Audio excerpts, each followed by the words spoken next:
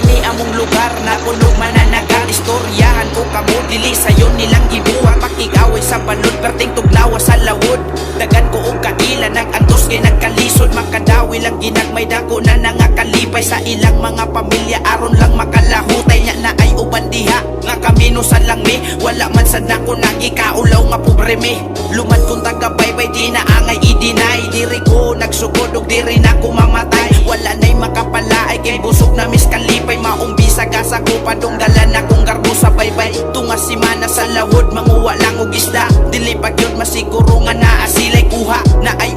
ubanon ilang anak padung slahod aron matabangan ng ginikanang nagkalisod diri ra na sa baybay nimo makit-an diri ra na sa baybay nimo madunggan diri ra na sa baybay nimo masayran pero nagpadayon gyapon mi nga kusgan diri ra na sa baybay nimo makit-an diri ra na sa baybay nimo madunggan diri ra na sa baybay nimo masayran pero nagpadayon gyapon mi nga kusgan sa unang panahon gubot kay ni among lugar away diri away dito perminti lagi magwar diri ko nakakatug nilabad sa mong lugar mga pobre lagi mi pero may gipantumar mga bata diri kibaw na mangita kwarta basta nimo dunggo man ang paradayon sa kaila ang mga tiradas patanon magilaw sugba iniguman tuba-tuba de tirada inig sulod nimo aning padung sa pantalan dagan kag kaagi nga mahinumduman purok dos na gud ni ang mga bata nagkadagan basta kami biglon kinumo sa DJ kakawan pero karon disiplinado na tanan-tanan ako ray mo daani padulog sa katapusan